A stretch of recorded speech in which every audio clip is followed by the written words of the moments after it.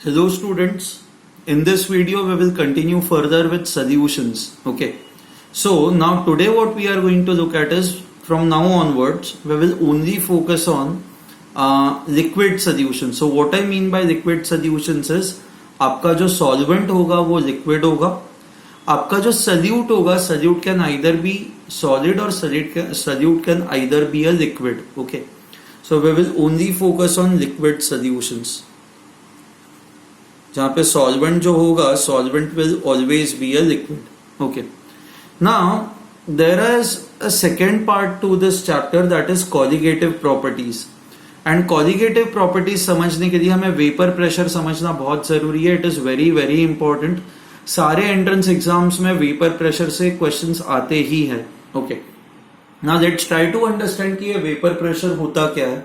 Okay, now consider a vessel जिसके अंदर you have a liquid. Okay, now यहाँ पे लिक्विड के जो मॉलिक्यूल्स है ना, ये लिक्विड के मॉलिक्यूल्स कंटिन्यूअस मोशन में होता है. ये ऐसे स्टेशनरी तो होते नहीं है. नाउ बिकॉज ये कंटिन्यूअसली मोशन में होता है, क्या होता है कि यहाँ पे सरफेस पे जो मॉलिक्यूल्स होता है दे आर कंटिन्यूअसली बोम्बार्डेड और they continuously collide with the molecules which are inside the liquid. तो मान लो यहाँ पे ये जो मॉलिक्यूल है ये कंटिन्यूअसली मूव कर रहा है तो ये इसके साथ कोलाइड करेगा. अच्छा, ना ये मॉलिक्यूल्स जो है जो सरफेस पे है वो छोड़ के तुरंत नहीं जाते surface. The reason is because there is force of attraction. ना यहाँ पे जो सरफेस पे मॉलिक्यूल है एंड जो अंदर मॉलिक्यूल्स है इनके बीच में फोर्स ऑफ अट्रैक्शन है एंड उस फोर्स ऑफ अट्रैक्शन के वजह से they do not leave the surface. But मान लो कि ये जो लिक्विड का अंदर वाला मॉलिक्यूल है ये जोर से इसके साथ कोलाइड करता है, तो इस कोलिजन के वजह से क्या होता है कि ये जो फोर्स ऑफ अट्रैक्शन है, ये जो बॉन्ड्स है वो बॉन्ड्स ब्रेक हो जाता है. एंड बॉन्ड्स ब्रेक हो जाता है तो ये जो मॉलिक्यूल है ये छोड़ देता है. It leaves the surface and ये सरफेस छोड़ के ये यहाँ पे वेपर फेज में चला आता है. It comes into the vapour phase. ठीक है, सो आपको ये समझ में आया कि वेपर फेज में ये जो मॉलिक्यूल्स होते हैं वो सारे सरफेस के ही आपके मॉलिक्यूल्स होते हैं. These are all surface molecules. Okay, इसी प्रोसेस को कहा जाता है इवेपोरेशन. नाउ इवेपोरेशन के लिए आपको बॉइलिंग पॉइंट की जरूरत नहीं होती. नॉर्मली आप पानी को 25 डिग्री पे भी रखोगे ओपन वेसल के अंदर तो धीरे धीरे धीरे धीरे इवेपोरेट होता जाएगा. ठीक है, so evaporation is only a surface phenomenon. Surface पे जो मॉलिक्यूल्स होते हैं they leave the surface because they get enough amount of energy and they go into the vapour phase. वो वेपर फेज में चले जाता है. ठीक है, सो इस तरह से आप किसी भी लिक्विड को किसी एक वेसल में रखते हो. What you would always, and मान लो कि आप ये वेसल को क्लोज कर भी दो, मान लो you close this vessel, you will always find that some liquid molecules will be in vapor phase. Okay? अच्छा, नाउ एक बार ऐसा सिचुएशन क्रिएट हो जाता है फिर दो टेंडेंसी साइमल्टेनियसली होती रहती है. फर्स्ट टेंडेंसी इज कि ये जो सरफेस के मॉलिक्यूल्स है ये अंदर वाले मॉलिक्यूल्स के साथ कोलाइड कर ही रहे हैं, तो कोलिजन के वजह से क्या होगा कि इनकी तो टेंडेंसी होगी ऊपर जाने की, जिस प्रोसेस को हम लोग कहते हैं evaporation. So molecules on the surface will have a tendency to evaporate. At the same time equilibrium, अगर जो यहाँ पे इक्विलिब्रियम एस्टैब्लिश्ड है तो क्या होता है कि कंटिन्यूसली ये जो वेपर फेज के मॉलिक्यूल्स है ना ये सारे डायरेक्शंस में मूव करते रहते हैं.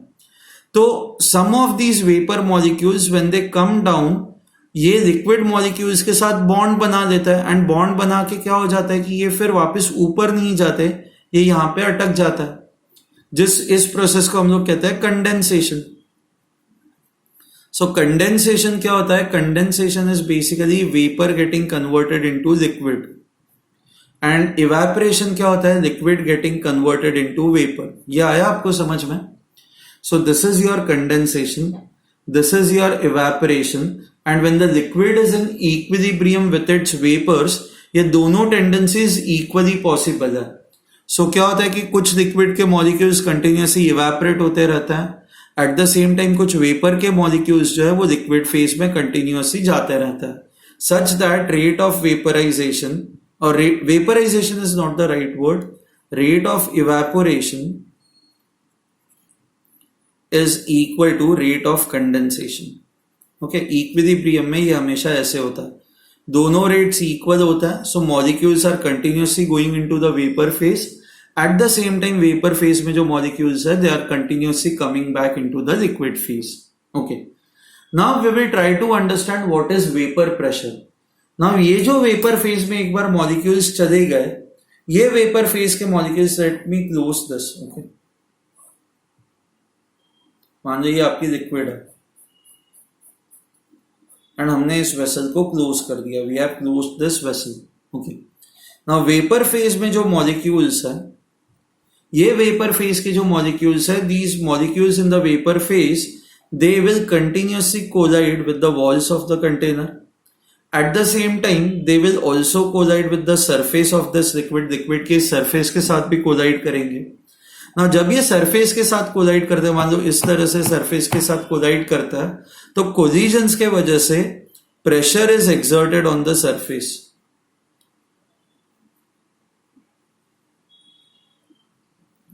On the liquid surface.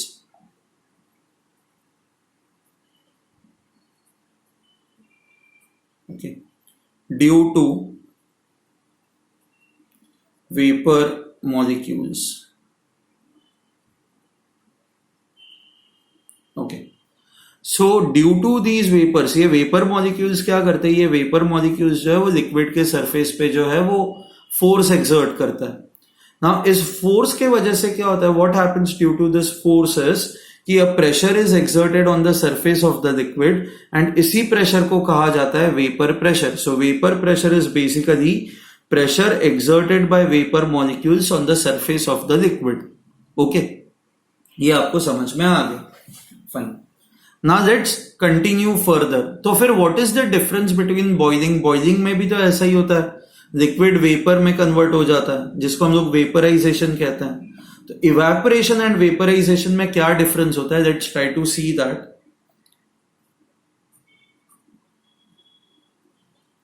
Difference between evaporation and vaporisation. Okay. Now the biggest difference is evaporation जो होता है, it is a surface phenomenon.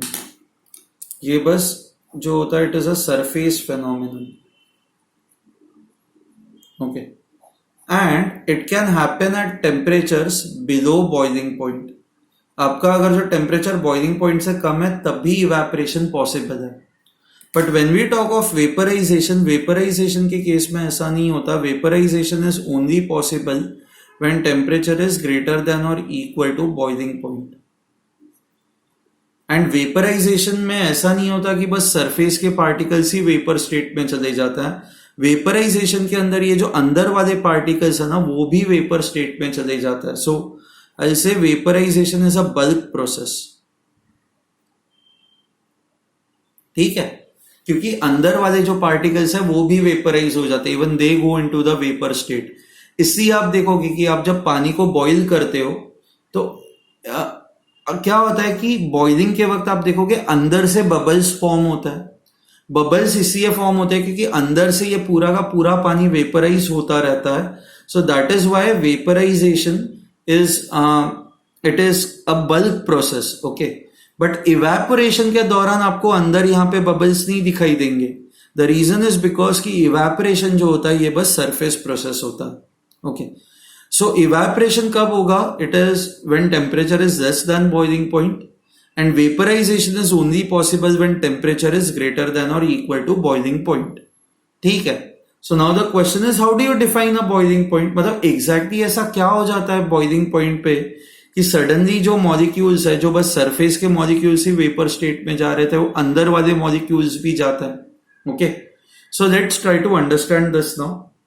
सो ये लिक्विड है. ओके, नाउ लेट्स से यहां पे you have atmosphere, this is open, so this is atmosphere.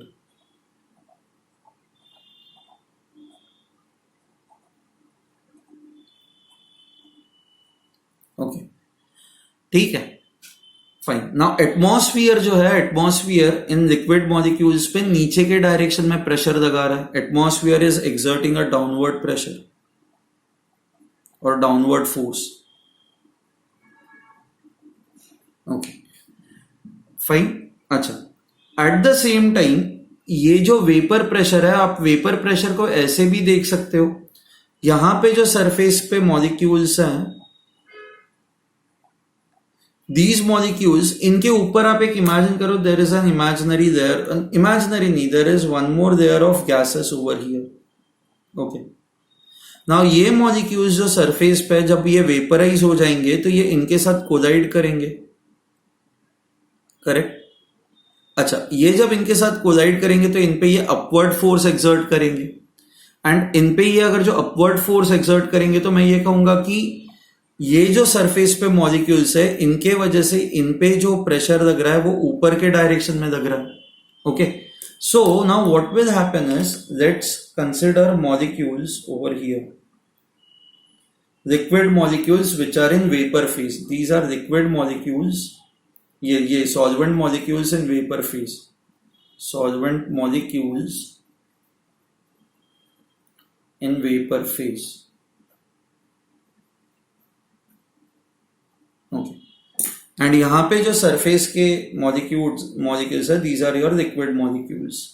Okay, now we know that these liquid molecules are going to get vaporized, ये vaporized नहीं, evaporated. Okay, ये continuously evaporate होते रहता है, and जब ये इवेपोरेट होता है तो ये इन मॉलिक्यूल्स पे अपवर्ड प्रेशर एक एक्सर्ट करता है, which is your vapour pressure, which, क्योंकि these molecules are going into a vapor state and then they are exerting a pressure, तो इनको मैं वेपर प्रेशर कह सकता हूं। सो ये जो मॉलिक्यूल्स है, liquid molecules, they are exerting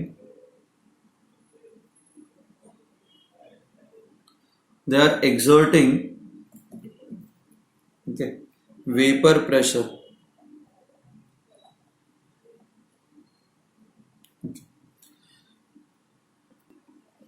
ठीक है, ना अब if you focus on blue molecules, blue molecule पे क्या हो रहा है, ओके सॉरी, ब्लू मॉलिक्यूल है, हाँ, ये ब्लू मॉलिक्यूल पे एक्सटर्नल प्रेशर जो है वो उस पे नीचे के डायरेक्शन में लग रहा है, which is your atmospheric pressure. अच्छा, इस पे वेपर प्रेशर जो है ये ऊपर के डायरेक्शन में लग रहा है। अच्छा, अब एक्सटर्नल प्रेशर ज्यादा होगा, एक्सटर्नल प्रेशर ज्यादा होगा तो क्या होगा, when external pressure is more, this molecule will again go back, if this is more तो ये नीचे आ जाएगा, and if vapor pressure is more तो क्या होगा कि ये vaporize हो जाएगा, it will go up, correct, and once it goes up यहाँ की जगह अब नए molecules दे देंगे, and continuously इस तरह से ये जो molecules है they will start going into the vapor state, वो vapor state में जाना start करेंगे। So what we understand over here is, अगर जो वेपर प्रेशर ज्यादा हुआ तो this molecule is going to go up and all liquid molecules they will get vaporized, okay, but if external pressure is more तो क्या होगा कि ये जो liquid molecules है, ये जो अभी vapor molecules है, they will come back into the liquid state, which means condensation will happen.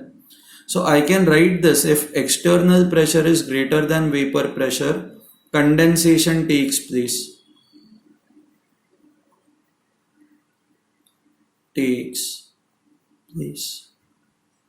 And vapor pressure, if it is greater than external pressure, then vaporization takes place.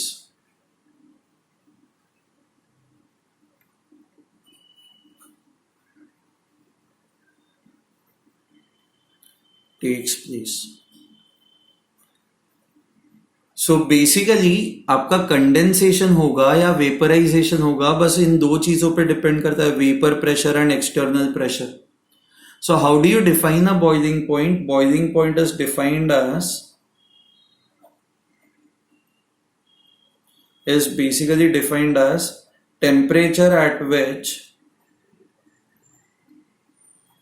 vapor pressure becomes equal to external pressure. Vapor pressure becomes equal to external pressure. Okay, ठीक है। हाँ, आप इस definition को याद रखो, हम लोग थोड़ी देर के बाद वापस इस डेफिनेशन पे आएंगे। आपको वेपर प्रेशर क्या होता है ये भी समझ में आ गया कि सरफेस पे जो मॉलिक्यूल्स होते हैं दे गेट वेपराइज्ड, एंड वो जो प्रेशर हर जगह पे एक्सर्ट करते हैं उसको कहा जाता है vapour pressure. Fine. Now what do you think will happen if you increase the temperature? Okay, हम लोग बॉइलिंग पॉइंट पे नहीं पहुंच रहे, हम लोग बस अब कंपेयर करते हैं कि 25 degree Celsius, let's say this is water, and at two temperatures, मान लो 25 डिग्री सेल्सियस पे क्या होगा एंड 35 डिग्री सेल्सियस पे क्या होगा। ना हमें पता है 25 डिग्री सेल्सियस पे temperature is less than 100 degree Celsius ना, temperature is less than boiling point, तो बॉइलिंग तो हो, वेपराइजेशन तो होगा नहीं, बस सरफेस के कुछ मॉलिक्यूल्स जो है वो वेपर फेज में चले जाएंगे, इस तरह से इवेपोरेशन होगा। This is the vapour phase at 25 degrees Celsius. Okay. Now, when you increase the temperature, what will happen is surface molecules will get a higher energy. At the same time, these molecules will also have a higher kinetic energy. If they have a higher kinetic energy, जोर से collide करेंगे ना इसके साथ, जोर से collide करेंगे तो इसकी टेंडेंसी और हो जाएगी ऊपर जाने की। So at higher temperature, more molecules will go into the vapor phase. Now, if more molecules go into the vapor phase, obviously ये जो pressure exert करेंगे वो भी बढ़ जाएगा. So I can say that vapor phase. So as temperature increases,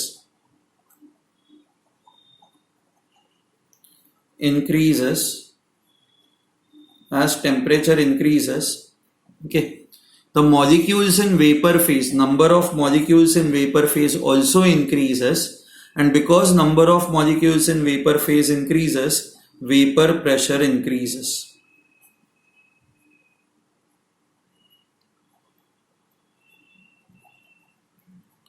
Okay. Now धीरे धीरे क्या होता है कि आप जैसे जैसे इसका टेम्परेचर इंक्रीज करते जाते हो, वेपर प्रेशर इंक्रीज होता जाता है, वेपर प्रेशर इंक्रीज होता जाता है। अभी क्या है, अभी ऐसा है कि external pressure, okay, normally at 25 degree Celsius, let's say this is water, हमें पता है वाटर का बॉइलिंग पॉइंट जो होता है वो 100 डिग्री सेल्सियस पे होता है। अच्छा, so if water is present at let's say 30 degree Celsius, okay, 30 degree Celsius पे क्या होता है कि 30 डिग्री सेल्सियस पे boiling is not possible, vaporisation is not possible, क्योंकि वेपराइजेशन जो होगा वो तो 100 डिग्री सेल्सियस पे होगा। तो 30 डिग्री सेल्सियस पे क्या होता है, 30 डिग्री सेल्सियस पे your external pressure is greater then your vapour pressure. आपका जो एक्सटर्नल प्रेशर है वो वेपर प्रेशर से ज्यादा है, ओके, इसलिए बॉइलिंग नहीं हो रहा है, अभी बस वेपराइजेशन हो रहा है, boiling is not taking place. But जैसे जैसे आप टेम्परेचर इंक्रीज करते हो, आपका वेपर प्रेशर जो है वो इंक्रीज होता जाता है, वेपर प्रेशर इंक्रीज होता जाता है, तो इवेंचुअली एक ऐसा पॉइंट आएगा जब आपका external pressure will now become equal to vapour pressure. Okay, so आप जैसे जैसे टेम्परेचर इंक्रीज करते हो, eventually you will reach a point when your external pressure and vapour pressure are equal, and when external pressure and vapor pressure are equal, that temperature becomes your boiling point.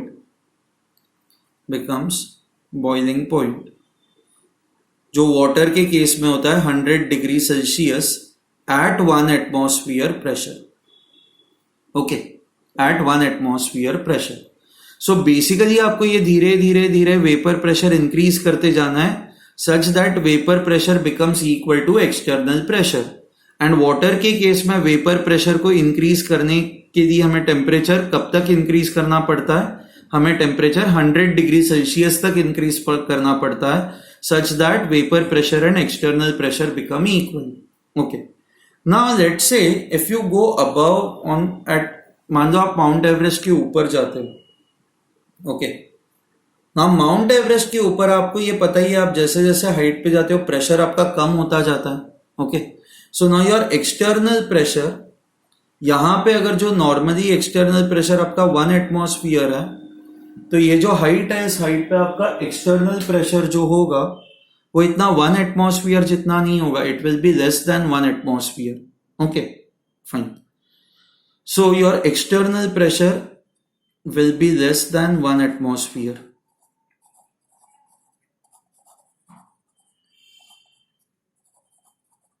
Okay, fine. But still, मतलब यहाँ पे मान लो आप मानो कि temperature is 25 degree Celsius, तो ऐसा तो है नहीं ना कि पानी बॉईल हो जाता है माउंट एवरेस्ट के ऊपर 25 डिग्री सेल्सियस पे, नहीं होता. तो पानी अगर जो बॉईल नहीं हो रहा है तो आई कैन से vapour pressure is less then external pressure. Okay. अब मान लो कि आपको इसको बॉईल करवाना हो तो आप टेम्परेचर इंक्रीज करोगे, आप टेम्परेचर इंक्रीज करते जाओगे, eventually your vapour pressure will become equal to your external pressure. Okay. But vapour pressure को एक्सटर्नल प्रेशर जितना करने के लिए आपको लगता है आपको 100 डिग्री सेल्सियस तक जाना पड़ेगा? ऑब्वियसली नहीं, क्योंकि आपका एक्सटर्नल प्रेशर ही कम हो गया है, तो आपको वेपर प्रेशर को बहुत बढ़ाने की जरूरत नहीं है. मान लो आपका एक्सटर्नल प्रेशर है 0.8 एटमॉस्फियर्स, तो बॉइलिंग करवाने के लिए आपको वेपर प्रेशर को भी 0.8 एटमॉस्फियर्स तक ही लेके जाना है. एंड 0.8 एटमॉस्फियर्स तक लेके जाने के लिए आपको 100 डिग्री सेल्सियस की जरूरत नहीं होगी, आपको शायद 80 डिग्रीज 85 डिग्रीज इनफ हो जाएगा. यहां पे क्या हो रहा था, यहां पे आपका एक्सटर्नल प्रेशर 1 एटमॉस्फियर था, तो वेपर प्रेशर को 1 एटमॉस्फियर तक लेके जाने के लिए आपको टेम्परेचर बहुत ज्यादा इंक्रीज करना पड़ रहा था. See the graph is something of this type. This is your vapour pressure, this is your temperature. Okay. तो ये जो ग्राफ होता है ना, ये ऐसा होता है. ओके. अब मान लो कि आपको अगर जो 1 एटमॉस्फियर तक लेके जाना हो, तो आपका जो टेम्परेचर जो आपको चाहिए था that was 100 degree Celsius. But mount Everest पे आपका एक्सटर्नल प्रेशर ही कम है, 0.8 एटमॉस्फियर सी है. तो अगर जो आपको वेपर प्रेशर को 0.8 एटमॉस्फियर तक लेके जाना है, तो आपको 100 डिग्री सेल्सियस तक जाने की जरूरत ही नहीं है ना, 80 degree Celsius is enough. So at 80 degrees Celsius or at a lesser temperature as compared to 100 degrees Celsius, vapor pressure will become equal to your external pressure, and when vapor pressure becomes equal to external pressure, liquid starts boiling starts.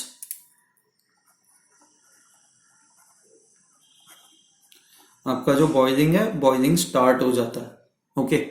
So now I can say this, if your external pressure is less, अगर जो आपका external pressure कम है, तो आपका जो boiling है ना, ये boiling जल्दी start हो जाएगा. You will not have to go to 100 degree Celsius, 80 degree Celsius, 85 degree Celsius पे ही boiling start हो जाएगा. Okay, so normally अगर जो अर्थ पे 80 डिग्री सेल्सियस पे वाटर लिक्विड स्टेट में होता है, तो माउंट एवरेस्ट पे क्या होगा, 80 डिग्री सेल्सियस पे वाटर लिक्विड स्टेट में नहीं होगा, water will now be in the vapour state, क्योंकि बॉइलिंग पॉइंट ही कम हो गया है. So let me right over here, if external pressure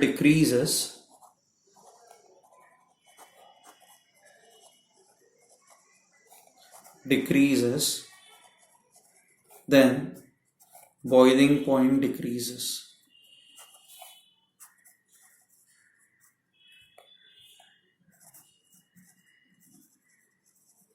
If external pressure decreases, then जो boiling point होता है that boiling point also decreases. Okay, fine. अच्छा, pressure cooker के अंदर एग्जैक्टली उल्टी चीज होती होगी. When we talk of pressure cooker, okay, तो प्रेशर कुकर के अंदर यहां पे जो ये मान लो आपका वाटर है,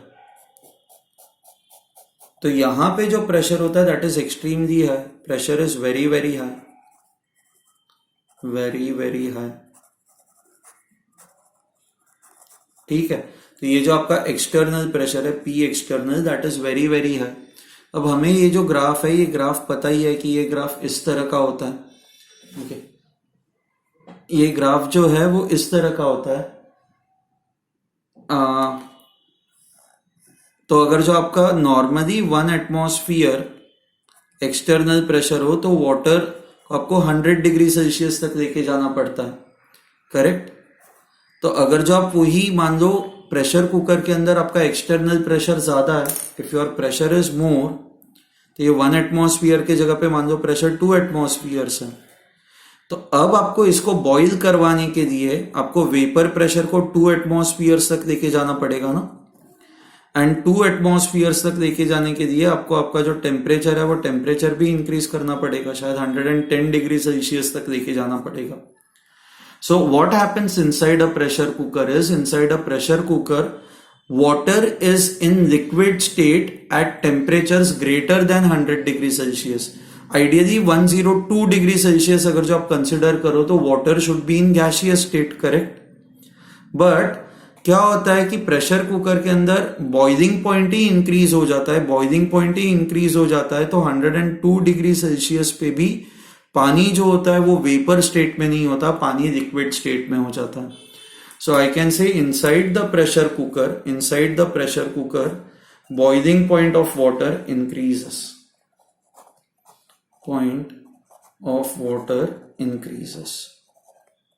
ठीक है. I hope you have understood this. Okay, so I hope you have understood this concept. आप एक्सटर्नल प्रेशर डिक्रीज करो तो बॉइलिंग पॉइंट डिक्रीज होता है, आप एक्सटर्नल प्रेशर इंक्रीज करो तो बॉइलिंग पॉइंट इंक्रीज होता है. ओके, एंड बॉइलिंग पॉइंट जो होता है, boiling point is the point eight विच सारा का सारा जो लिक्विड है इट स्टार्ट्स वेपराइजिंग, ठीक है. Okay, and it is defined as boiling point, हम लोगों ने देखा इट इज डिफाइंड एज कि the temperature at which vapour pressure and external pressure are equal. Vapour pressure is equal to external pressure. जैसे pressure cooker के अंदर boiling point increase होता है, बॉइलिंग पॉइंट इंक्रीज होता है मतलब लिक्विड जल्दी वेपराइज नहीं होता. ओके, एंड अब अगर जो आप एक्सटर्नल प्रेशर डिक्रीज करते हो तो क्या होगा, लिक्विड जो है वो जल्दी वेपराइज हो जाएगा, it will get vaporized soon. So I hope you have understood the concept of vapor pressure, you have understood the concept of boiling. This is what you have to remember. Okay, fine. Now ये जो vapour pressure है ये दो factors पर depend करता है. एक तो हमने देखा temperature.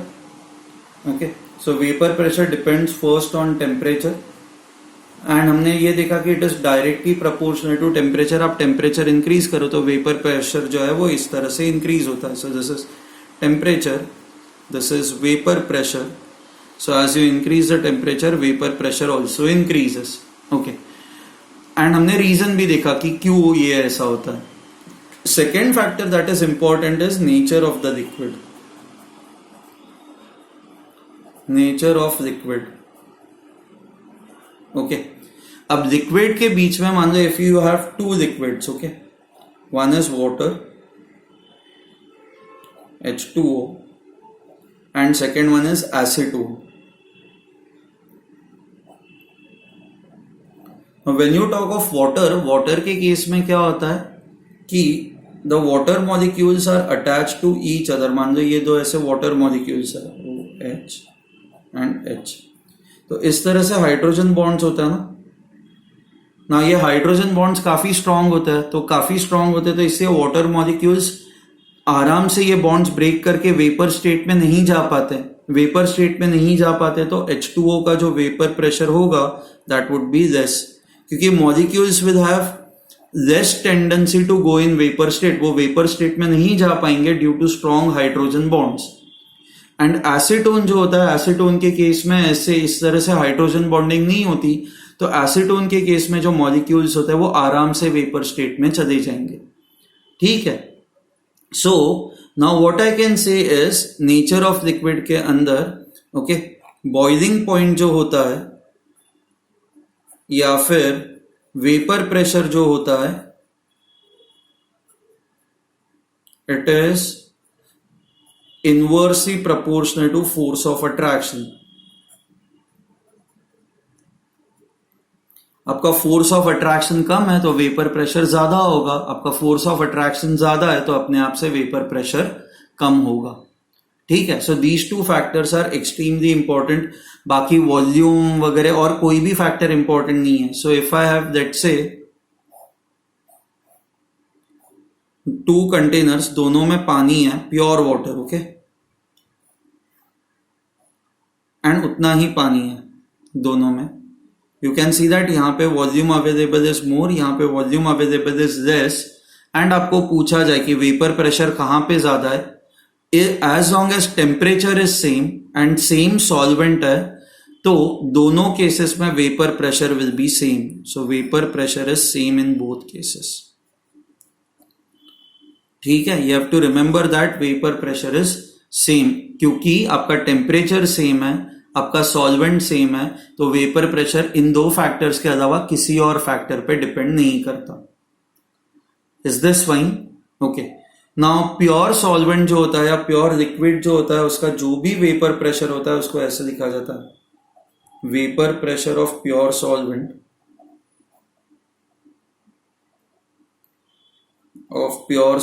is written as P naught. Okay. So अगर जो if you have two liquids A and B, तो A का जो वेपर प्रेशर होगा that will be written as P naught A, pure A. P naught A means vapor pressure of pure A, P naught B means vapor pressure of pure B. अब हमें next lecture में ये देखना है कि what would happen अगर जो इन दो लिक्विड्स, ये दो लिक्विड्स है, आप इनको मिक्स करते हो, तो what will be your total vapour pressure. It will depend upon whether the two liquids are miscible और इमिसेबल. मिसेबल मतलब एक दूसरे में मिक्स हो जाता है, इमिसेबल मतलब जैसे ऑयल एंड वाटर जो एक दूसरे में मिक्स नहीं होते. So next lecture and the lecture after that will be very very important. इन दो लेक्चर्स में हम लोग basically we will discuss more about the vapour pressure. Vapour pressure पे ही हम लोग फोकस करेंगे. Okay, I am going very very slow. It is very important that you understand the stuff very well, ये आपको अच्छे से समझ में है. ठीक है, so I stop over here. Okay fine, कल फिर हम लोग आगे ये कंटिन्यू करेंगे. ओके अच्छा, please read NCERT text book for this chapter. इस चैप्टर के लिए एनसीईआरटी टेक्स्ट बुक पढ़ना इज एब्सोल्युटली नेसेसरी. ओके, चलो बाय.